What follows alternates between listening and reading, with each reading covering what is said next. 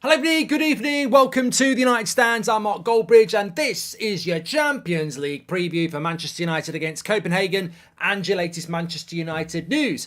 Sir Jim Ratcliffe moves closer to purchasing Manchester United, also assessing mistakes from the past. Casemiro transfer regret, we'll talk about that. David De Gea photoed with current United players. Is there regret around that? We'll talk about that as well.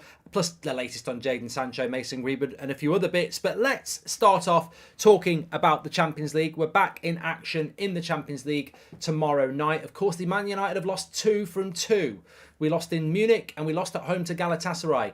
Amazing, actually, when you remember that Galatasaray loss, isn't it? I mean, I actually fell into the trap that I thought we'd just only lost to Bayern. But obviously, we've lost to Galatasaray as well. It's put us on the back foot. Matthew says that Copenhagen will win. Manchester United have to win this game, Matthew. That's my predicted lineup. We'll speak about that in a moment. But what do we know about Copenhagen? Well, it's in Denmark. End of the preview.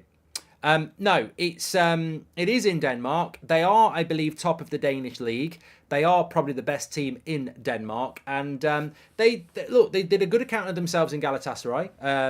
Over in Turkey, they got a good draw there, score draw, and they didn't really embarrass themselves against Bayern Munich either. I think it was 2-1 to Bayern Munich. So I think that the obvious thing for Copenhagen to do against Manchester United tomorrow is to come to Old Trafford, low block, counter-attack. If we don't score in the first 20 minutes, we tend to struggle with that. And I think that that's probably what they'll do. From what I've seen of Copenhagen, and it is quite limited, they're quite a tidy, well-organised side. Typical sort of Scandinavian sort of side approach to football, actually. And is Denmark part of Scandinavia? I always get this mixed up. Geography, Bridge. I think Denmark, Norway and Sweden are part of Scandinavia, and then Finland isn't. Something like that, anyway. But the reality is they'll be well organised, and if we don't play well, they'll beat us. They'll beat us 1-0 or 2-1 or something like that. So United have to be organised tomorrow.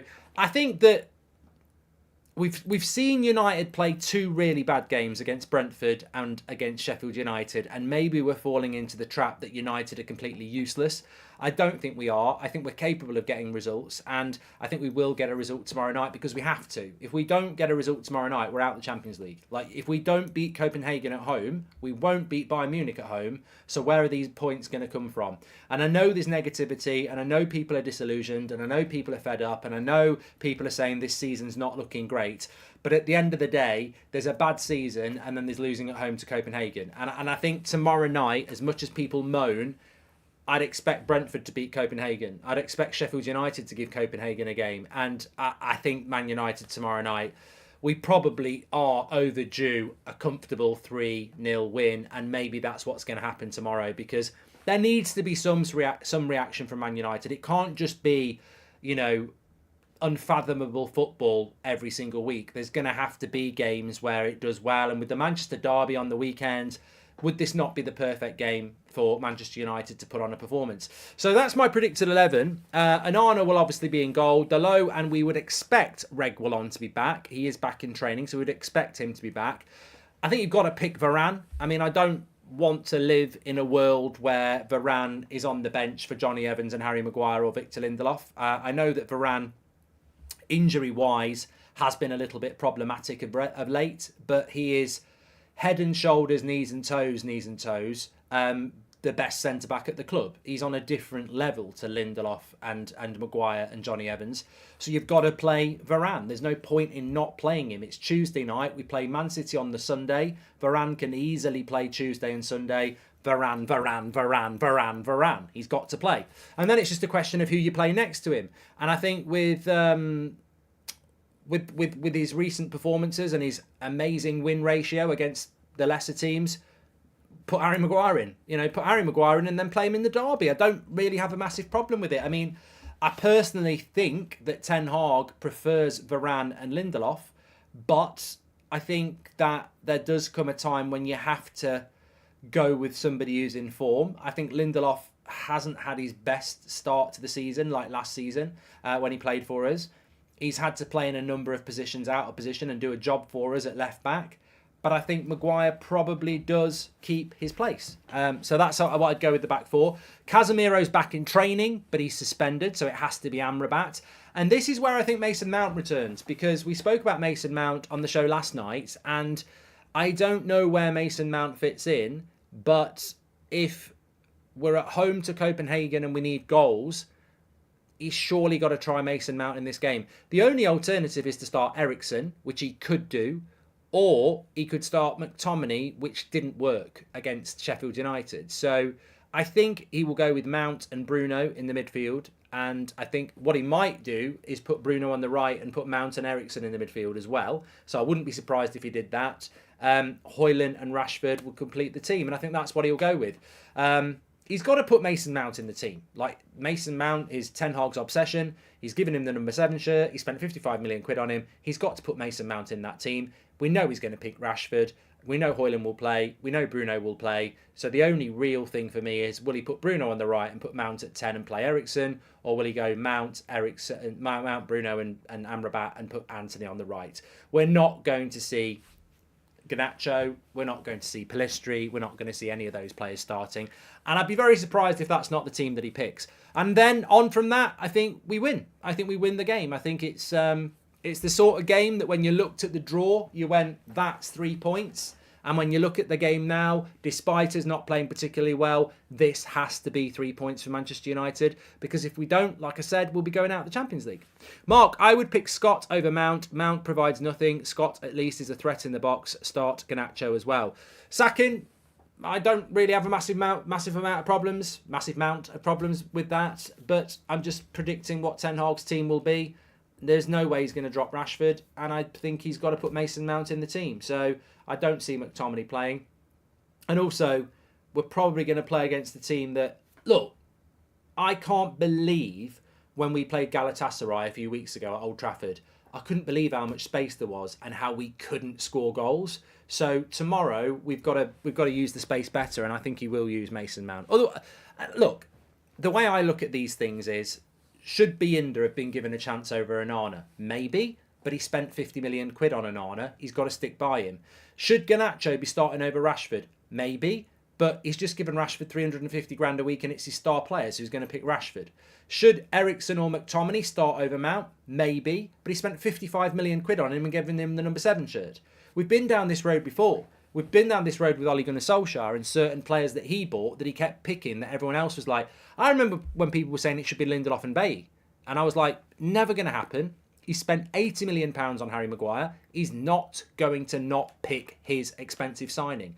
And the same thing's going to happen with Ten Hag. He's going to keep picking Onana and Mount and Rashford because they are his expensive obsessions. And he will keep picking them. What Sakin says, I don't disagree with. We've all got our own preference. Would I make any changes to that team there? I'd play Eriksen instead of Mount, really. I think Eriksen gives us a nice... It's not ideal, but I think Eriksen's the only one who can do the box-to-box role at the moment until Casemiro comes back and you put Amrabat there. So I think I would put Eriksen in the team instead of Mount. But apart from that, I'd start Garnacho as well, but I've got to be realistic. Pedro says, I'm Brazilian, but what should the expectations be with Antony? He has a big price tag and can't consistently score or assist yet, says Pedro. I'm a big fan of Antony, but you know what, Pedro and everybody else at home? I'm a massive fan of Antony. I can't understand why his right foot is so bad. It's so restrictive. And I watched a fair bit of him at Ajax. Not loads, but I watched a fair bit of him at Ajax and I was very excited about him, especially in the Champions League games that I watched. But I feel bad myself because I've never really noticed how bad his right foot is. And it's really bad. And when you're a right winger and you've got no right foot, you're very easy to read. And you better be Iron Robin. Because if you're not, you're too easy to read. And he hasn't got a right foot. And this needs to be worked on because it makes us very, very imbalanced down that side. I do like Antony. I do want him to succeed. I've spoken to a few people who really think he won't and have written him off already. I like Antony. I want him to do well. But the right foot thing is just so easy to deal with for a fullback at the moment. And what annoys me is when he's on the right wing and there's a fairly easy pass to play the striker in, but he can't use his right foot, so he tries to do it off his outside of his left foot, and it's not even the right pass. If I'm Højlund and I'm running through the centre backs, and Antony's got it on the right hand side on a break, if he uses the instep of his right foot, that ball is going to go straight between the centre backs, straight like an arrow. An inside foot pass, straight like an arrow. If you try and play that pass with your left foot and the outside of your left foot, it's got spin on it. It's going to literally go like this. It's going to bend out and in towards me. And actually, that spin, it doesn't help. If you've ever played snooker or pool, if you hit the ball on the left-hand side against the cushion, when it hits the left-hand side of the cushion, it doesn't come back straight. It just veers left because it's got spin on it. So the way Antony does these outside left boot passes, when that comes into your feet, it's a hard ball to control because it's spinning against you. So it really, I mean, look, probably a little bit scientific and technical, but those passes really don't help. He'd be better off doing it with his instep and curling it the other way, because at least then when you take it on your foot, it's sort of curling away from you. But yeah, it's not ideal to receive a pass as a striker from the outside when the winger's passing it through to you with the outside of your foot. It's a much harder ball to control. And those fine margins at this level are really, really big. You could play him on the left, Jace, yes, you could. And it does slow the game down a little bit, LDS. But I like Antony, and there's definitely lots and lots of potential there. But I've said this before, maybe it needs clipping up in the modern day. There is never a million years that he's worth 80 million euros. Never in a million years is he an 80 million euro player. And actually it was 85 million. The people who signed that deal off should be sacked. The people who gave him 200 grand a week should be sacked. He was never that level of a player. Antony was a really exciting player that I wanted us to buy for 50 million quid and 100 grand a week. That's what he was. We spent 80 million quid on him and gave him 200 grand a week. We overpaid, overhyped, and set the standard for him way too high. And now he has to live up to that standard. And I don't blame him. You know, he wanted to come to Manchester United. He should be applauded. He really wanted to come here. But what we bought was not the reality. And, you know, I think Antony would accept that himself. I think Ten Hag would accept that. He was a talented winger for Ajax that we slapped a price tag on of one of the best wingers in the world. And he's not. Potentially he could be, maybe. I just think he was an exciting winger that we needed, that we massively overpaid for. He's not 85 million euros and he's not a 200 grand a week player. I think that's the problem. He's failing to live up to that because he never was that. And that's not his fault. As Lil says, this is not Antony's fault. You know, they basically paid double the price for him. But look, he can still get there. But yeah, there are things to his game that need to improve. Great question by Pedro. We love that sort of stuff. So look, that's the preview. I think Man United will win this game. I'd probably go safe 2-0, maybe a 3-0. But we should be quite comfortable. And look, whoever he plays at centre-back, whether it's Evans and Maguire or it's Varane and Lindelof, that should be a walk in the park for them. I think their striker's actually missing this game. So it should be straightforward for United. And we should at last see a game where United click a little bit going into the Manchester derby, which is going to be really important. We don't want to see United struggling in this game tomorrow. It's got to be rhythm. You know, we've got to get some rhythm and chemistry going and a bit of confidence going. And of course, it's going to be a night, you know, full of emotion. There's a minute's silence for Sir Bobby Charlton. It's the first home game since the passing of Sir Bobby. So it's going to be a really emotive night. And it'll be the same in the Manchester derby on Sunday as well. And the players need to, you know, use that crowd. It's different when you're playing away from home because the crowd's against you. The crowd will be with you, and I expect Manchester United to put a performance on. Look, he might pick Scott McTominay on for pure vibes. He might just pick McTominay because he's a youth player, Sir Bobby Charlton. He might do that. You know, he might try and get as many of the British Man United players on the pitch as well because they may, you know, be more in tune with what Sir Bobby Charlton meant to the game. He might do that, and it might not be a bad idea, but I think that's the way he'll go. We're the only team who could spend 80 million on a right winger who can't use his right foot, says Jack Stewart. But look, let's talk about some other bits because there's quite a lot to get into on the show tonight. The first thing I wanted to talk about actually was something that I don't think it got picked up on the morning show because it was all about Sancho, which I'm going to speak about. But there was this story this morning in the UK, and I don't know whether you picked it up in the UK or whether you picked it up worldwide. But there was this story that Casemiro has a regret about signing for Manchester United. Well, last week, apparently, Man United had a regret signing Casemiro, and it was coming from Sir Jim Ratcliffe. This week, it's Casemiro who's got the regret. I find these sort of stories really chaotic and somewhat irrelevant, because if Casemiro regretted signing for Manchester United, would he be wrong? I mean, he's been here a year. He's left Real Madrid. He's won 3 Champions Leagues in a row with Real Madrid. They're the biggest club in the world, probably. He comes to Manchester United and he goes, my God, what a shithole.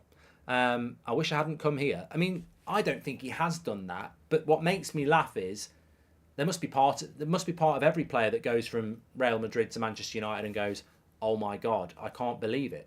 Because I think for the likes of Ronaldo when he came back, for the likes of Varane and Casemiro, who've been at big clubs like Real Madrid, when you see how Real Madrid runs as a football club, and when you see how Real Madrid's facilities are, coming to Manchester United, you're probably thinking, I know Man United, it's one of the biggest clubs in the world. What a name. What a name. Yeah, I'll go from Real Madrid to Manchester United because they're massive. What a great club they are. The reality is we've got a great fan base, and that I'm sure any player that comes to this club will appreciate that. But behind the scenes, the way the club is run and the facilities, as we know, are not great. So look, I think that maybe this is being badged up as a way to sort of dig out Casemiro because just seems to be what's fashionable at the moment. But I don't believe for 1 minute that Casemiro regrets signing for Manchester United. I think he would have known that it was going to be a challenge on the football pitch. He's probably had his eyes opened as to how amateurish we are as a football club. But in fairness, you can also acknowledge that it's the same thing as what Ronaldo said. When Ronaldo left a year ago, some people were cheering his interview with Piers Morgan where he was talking about the facilities and, you know, the lack of desire in the dressing room and how people wouldn't listen to him and he was trying to tell them what's required to be a winner. I'm pretty sure Casemiro would look at it and go the same. So I don't really have a problem. I think it gets badged up as regretting. I think it's more, I don't think it's regret. I don't think, you know, maybe Ronaldo did regret coming back. Maybe Casemiro did regret signing for Manchester United. But I don't think regret's the right word. I think it's disillusionment. I think they come in with high standards and they expect those standards to be... what I'm trying to say is a compliment. If a player like Casemiro or Ronaldo are saying, you know what, this is not good enough. I didn't expect this at this football club. It's nowhere near the level it needs to be. Is that only what we talk about all the time? It's not regret. It's more disillusionment, isn't it? It's more, I can't believe how bad things are being run here. I expected this club to be on a par with Real Madrid behind the scenes, and it's on a par with Leyton Orient. And I think that is not that can never be a negative when a player that's won it all and knows what high-end football is comes to Manchester United and goes, God, this is just not what I expected it to be. So I wouldn't see the negative in it, even if there's any truth in it. And I don't actually think there's any truth in it. They got a player named Bardi, and he's Sweden's best prospect. So still got to be careful, says Reckon. Yeah, well, look, I'm always intrigued by teams coming to Old Trafford and giving us a game. I hope Copenhagen do come and give us a game, because if we win the game, then, you know, you've passed a bigger test. We don't want to be playing Charlton Athletic tomorrow, do we? We want a bit of a test. So, yeah, I'd be looking forward to that. So, look... Also, that leads nicely into a story that's come out around Sir Jim Ratcliffe today. I think Mark Ogden from ESPN's been talking about it. A couple of other outlets have as well. Effectively, with Sir Jim Ratcliffe, the expectation is that he will take a stake in Manchester United in some shape or form. That's not expected to be any issue with regards to that. It's a matter of time rather than... It's a matter of when, not if, is the word coming through. And interestingly as well, I can't remember when we spoke about this, but we did speak about it at the weekend. What I found interesting was a story about Sir Jim Ratcliffe today, and it was along the lines of what we were talking about on one of the shows over the weekend. Effectively, he is looking at the mistakes of Manchester United over the last few years in the transfer market and, wants to put in place things to make sure that doesn't happen again.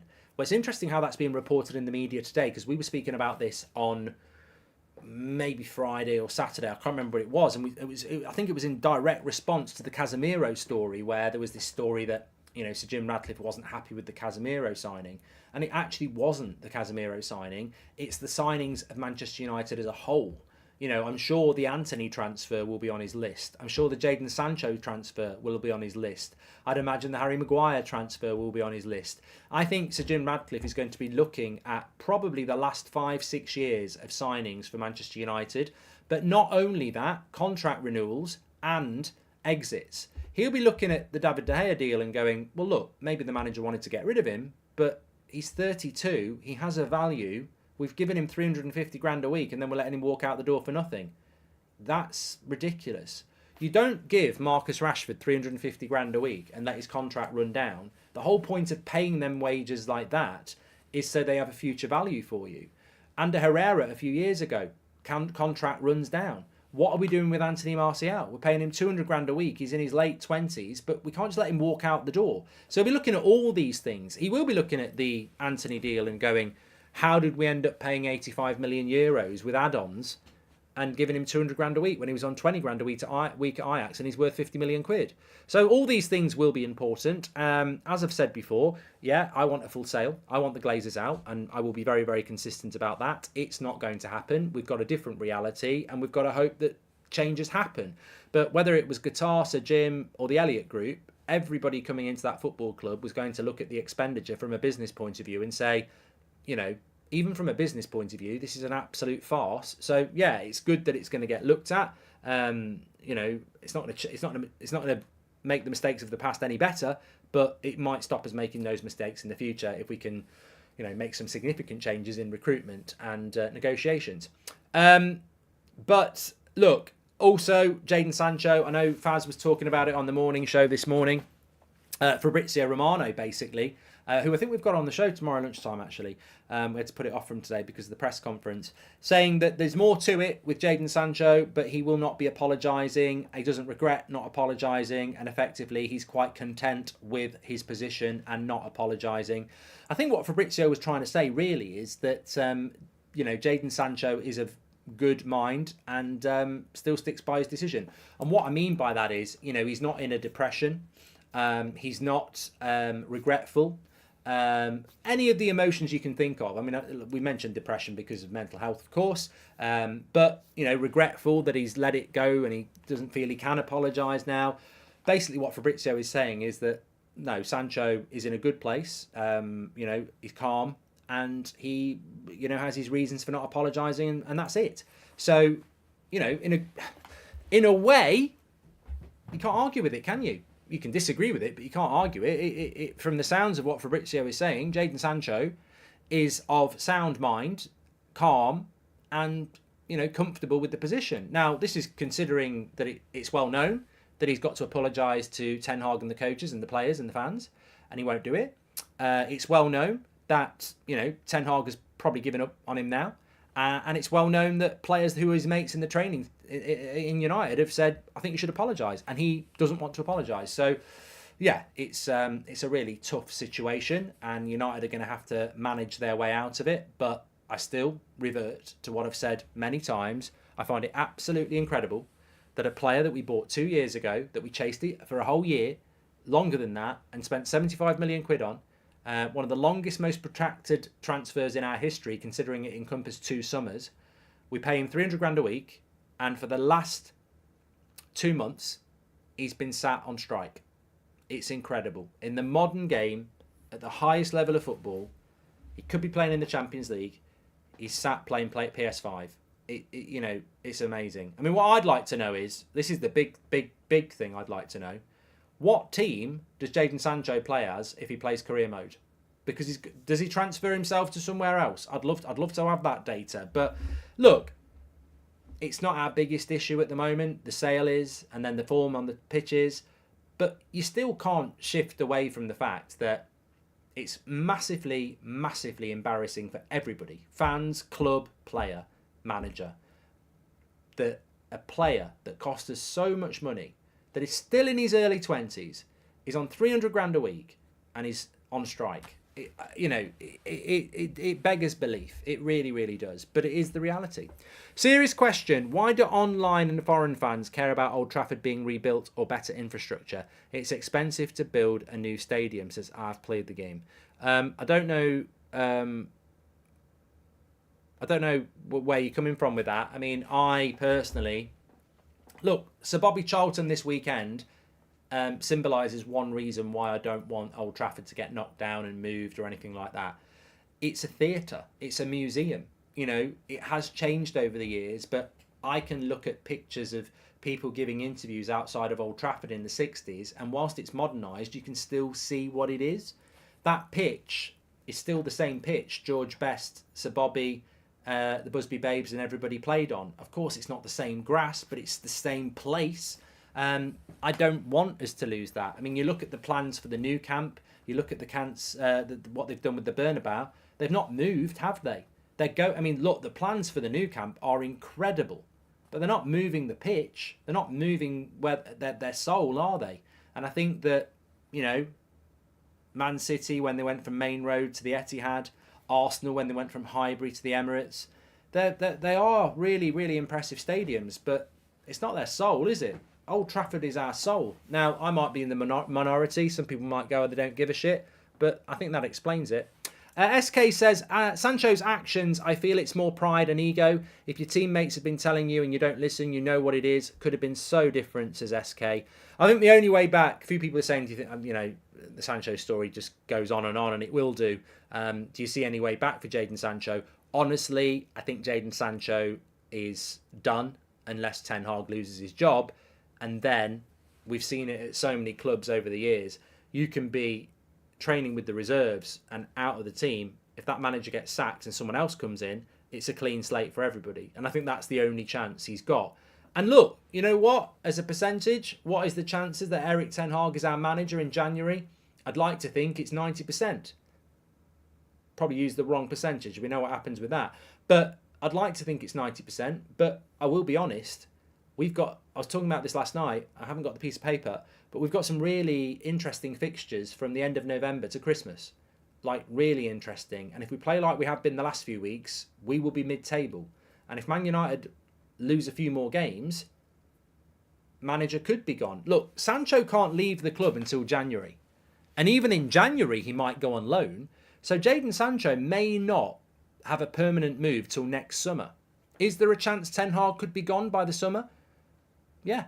I don't think he will be, but there is. So look, never say never with Sancho. It only takes a change of manager and he could be back involved. Now, whether the fans would be happy with that or not is another matter. But look, you've always got to wait and see. One thing I did see today that was very interesting, I don't know whether you saw it, was a picture of David De Gea. And I think he was with Varane, Bruno, Lindelof, Tom Heaton, and maybe Delot. And you know what? It got me thinking that, well, I think it was Delot, because I was like, well, last season it was four of those players were playing together as a defensive unit, giving each other high fives and hugs. So I just I can't do anything about it. But I do like to often think about what if. And what if Ten Hag had just gone, I'm not going to buy an Arna. I'm going to keep that £50 million for something else. And I'm going to keep De Gea. Do you think United would have had the bad start to the season they'd had if we kept De Gea? It's an interesting one, isn't it? Because our problem is scoring goals at the moment. But I actually think we'd be in a better place if we kept De Gea. Because I think the momentum of what they built last year would stand us in a good stead this year. Look, the long-term future might be a better place, but just seeing De Gea there with Varane and Lindelof and Bruno and Tom Heaton, it just made me think, there was a guy who was a massive influence in the dressing room, really important player, and we just got rid of him. And I thought, it's really been a bad start to the season, and I like Onana and I want him to do well, but it still doesn't It's not that it doesn't sit right with me. It's not that I'm sitting here going, Onana's shit, Ten Hag's an idiot, we should have kept De Gea. I respect Ten Hag too much, and I like Onana too much for that. The decision's been made.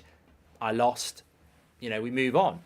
But I do think we should have kept De Gea, and I do think we'd be in a better place if we'd done that. Certainly, being able to spend that £50 million on a centre-back would have been nice. But, I find it incredible that David De Gea is just 32 years of age, won the Golden Glove, and now hasn't got anything to, anything to do. It's mad to me, really is.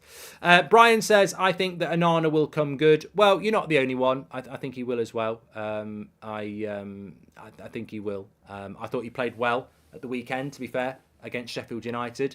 He did. There's a weird thing in our fan base at the moment, actually, and I don't know whether you've acknowledged it yourself, but there's a weird thing in our fan base where, obviously, I thought Maguire played well at the weekend, but, even if I didn't, he did play well because it's been rammed down everybody's throat by every media outlet in the country.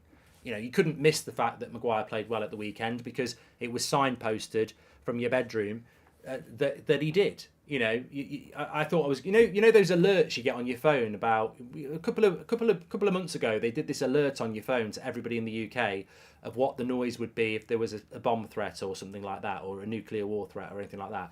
I half expected to get one of those on Sunday morning to tell me that Harry Maguire had a good game, because you can't not know Harry Maguire had a good game on Saturday. He did have a good game, but you couldn't miss it. You wouldn't not know. I think there's people going around people's houses knocking on the door and telling people, even if they don't like football. So we know that Maguire had a good game at the weekend. But what surprises me, but it doesn't, is that Onana has had very, very little praise, and actually he had a good game. He did. He had a really good game, but no one's talking about it. And actually, he's the one that needs to be having the confidence about a good game more than Maguire. Maguire will leave, I think. He's just not part of the long-term plans. He's also 30. I don't think he's part of our future. But Onana is, and he needs that more than that. It's a bit like Dalot. There's people in our fan base. I was shown clips and stuff of Dalot's winner where people just weren't celebrating. And I was like, and apparently it's because they don't like Dalot. And I'm like, this is weird. I mean, look, apparently I don't like Scott McTominay. I don't think he's good enough to play for Man United, but I'm very happy when he scores goals because I support Man United. I don't support my individual feelings on players I like and I don't like. So I don't enjoy it more if Højlund scores more than... I don't enjoy a Højlund tap-in more than a Scott McTominay worldie, basically. I'd enjoy the worldie more because it's a better goal. So I just want Manchester United to win, but... There's just some weird opinion. I mean, Dalot, I actually think Dalot played well without the goal. But there's people going, the goal just papered the cracks on another shit performance. I actually thought Dalot played well. He is a... But look, you can't argue with these people. You say Maguire's not good enough or McTominay's not good enough, and you are the biggest hater, toxic, negative person, bad for the fan base in the world. But... you say De Gea wasn't good enough or Dalot wasn't good enough, and it's absolutely fine. I've literally had people on Twitter 6 months ago who would slag me off and give me vile abuse for saying I don't think Maguire's good enough. You'd go on their timeline and they're clipping up David De Gea saying, get out of my club. And I'm like, yeah, okay, I understand this now. It's certain players. If you criticise a British player, you're not a proper fan and you're negative. But if you criticise a foreign player, that's fine. That's absolutely. In fact, I think that needs to go in the top red group, top red book. This mythical top red thing, which I don't know what one is. I think that might be one of the written rules. That's why I'm not getting in. But it is true. There's nothing wrong with Dalot. I think Dalot's a good player, but he doesn't get the credit he deserves. And apparently he's shit with some people. Onana and nothing, or De Gea and Kim Min-jae think they got the transfer wrong, unfortunately. Rory, that's a mic drop for me. I like Onana. I do like Onana, but keep De Gea and buy Kim Min-jae, or get rid of De Gea, not get Kim Min-jae and get Onana. It's incredible to think of it like that. It is incredible to think of it like that, isn't it? And I like Onana, but that is mad mental arithmetic, but that's what we did. Like, we had De Gea and we had 50 million quid, so we could have kept De Gea and got Kim Min-jae, and what we did was... we got rid of De Gea and we spent the £50 million on Onana. I mean, don't be clipping that up because it's controversial, but that's what we did. We had £50 million and David De Gea. We said bye to David De Gea. We got no money for him, and we used the £50 million to buy a goalkeeper when we could have kept De Gea and bought a centre-back. I like Onana. I really, really do. But that is dreadful. That is dreadful, isn't it? You don't lose a goalkeeper to spend £50 million on his replacement when he could have kept the goalkeeper and bought the centre-back. We'd have been in a better position, especially in, we're all geniuses in hindsight, but look at how it's gone. But you've got to get over it, Joshua. You're absolutely right. And I'd never thought of it like Rory, so blame him. Right, I'm off. I've got to just go and get myself a cup of tea. I'm watching Spurs against Fulham on That's Football. We can continue the conversation on there. We've got a watch along for you tomorrow. We've got Fabrizio on the show tomorrow as well. Thanks everyone for watching. Smash a like on the video. Make sure you subscribe. I know who the special guest is for the Christmas show. I'm going to announce it for you later this week. If you want to get your tickets, links in the live chat. You're going to bloody love it. We've got so much planned for it. I'll speak to you in a bit, and I'll see you on That's Football in about 10.